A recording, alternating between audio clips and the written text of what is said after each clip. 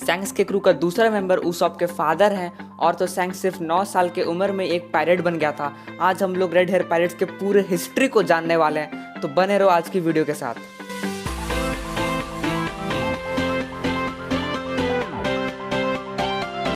तो हमें पता है कि सैंक्स सिर्फ 9 साल का था जब वो रॉजर के क्रू में था, और वो उस क्रू में तब तक रहा जब तक रॉजर खुद पूरे क्रू को डिसमिस नहीं कर दिया, और तब तक वो एटलीस्ट 14 ईयर्स का हो गया था। और 1 साल बाद वो रॉजर के एग्जीक्यूशन को विटनेस किया था लॉकडाउन में, जिसके बाद वो डिसाइड किया कि वो अपना खुद का एक पायरेट क्रू फॉर्म करेगा। और फिर यहाँ से स्टार्टिंग होता है रेड हेयर पायरेट्स का। और फिर वो निकल पड़ता है अपने क्रू मेंबर की तलाश में, और इस खोज में वो एक पहुंचता है एक गांव में, जहाँ पे वो एक यासोप नाम के आदमी से मिलता है। और फिर वो उसे बोलता है कि तुम मेरे क्रू को ज्वाइन करोगे। और फिर वो यासोप निकलता है उसॉप का फादर, और तुम्हें तो पता है फिर क्या होता है। तो हाँ, ये बंदा ज्वाइन कर लेता है सैंक्स के क्रू को, और इसी तरह वो और भी ताकतवर लोगों को अपने ग्रुप में ले लेता है, जैसे कि बेन बेकमैन, जो कि वाइस कैप्टन बनता है रेड हेयर पायरेट्स का। और फिर आता है लकी रूए, जिसके हाथ में हमेशा एक मीट रहता है। तो ये 3 लोग ऑफिसर्स कहलाए जाते हैं रेड हेयर पायरेट्स के। और बात करें बाकी के क्रू के बारे में, तो यार हमें उनके बारे में अब तक कुछ बताया गया नहीं है। इसके बाद सैंक्स मिलता है हॉकाई मीहॉक से, जो कि वर्ल्ड का ग्रेटेस्ट सोर्ड्समैन है, और उनके बीच होता है बैटल, जिसका एको पूरे ग्रैंड लाइन में सुनाई देता है। इसके बाद रेड हेयर पायरेट्स 1 साल ईस्ट ब्लू में बिताते हैं, डॉन आइलैंड पर। हाँ, तुमने सही गेस किया, लूफी का होम टाउन, जहाँ पर लूफी दिन भर सैंक्स को बोलता रहता है कि उसे उसका कुछ ज्वाइन करना है, जिसके रिप्लाई में सैंक्स हमेशा उसे मना करता है, जो कि बहुत अजीब है, क्योंकि सैंक्स सिर्फ 9 साल का था जब वो रॉजर के क्रू में था, और लूफी सिर्फ उससे 2 साल ही छोटा था। और सबको तो पता ही है उसके बाद क्या होता है। सैंक्स लूफी को बचाता है, जिसके चक्कर में वो अपना एक हाथ खो देता है, और फिर वो अपना स्ट्रॉ हैट भी लूफी के साथ छोड़ देता है।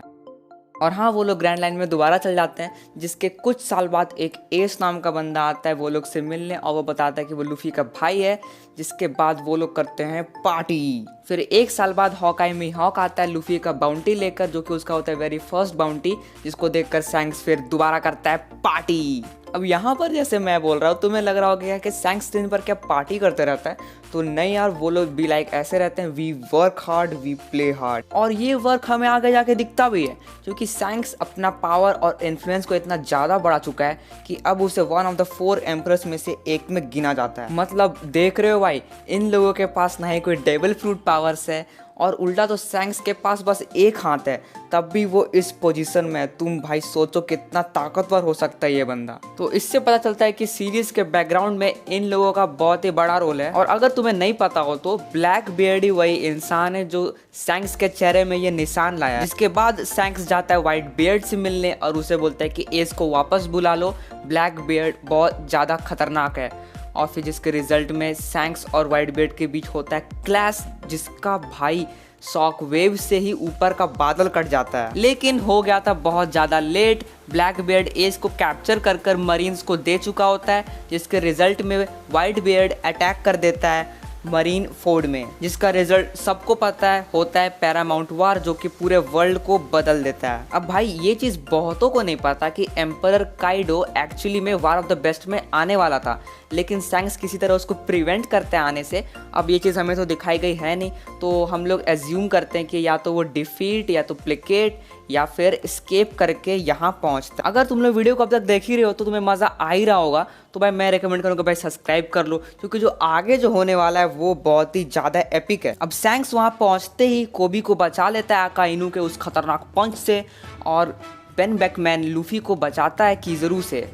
अब पूरे वार में एक सन्नाटा सा छा जाता है, और सैंक्स का क्रू एक जगह असेंबल होता है, और सैंक्स कहता है ये लड़ाई यहीं ख़त्म होती है, और अगर अभी भी किसी को लड़ना है तो तुम्हें हमसे लड़ना होगा। जिसके बाद वो लोग बोलते हैं नहीं भाई रहने दे, हम लोग ठीक हैं। और फिर तुम्हें पता है क्या हुआ, वार वहीं ख़त्म हो जाता है। अब भाई ये सीन इतना ज़्यादा एपिक लगता है मुझे, मतलब हॉकाई मीहॉक तक छोड़ देता है वो वार। अब 2 साल के टाइम स्किप के बाद एक वर्स्ट जनरेशन का पायरेट जो कि है किड, वो लड़ता है इसी पायरेट ग्रुप से।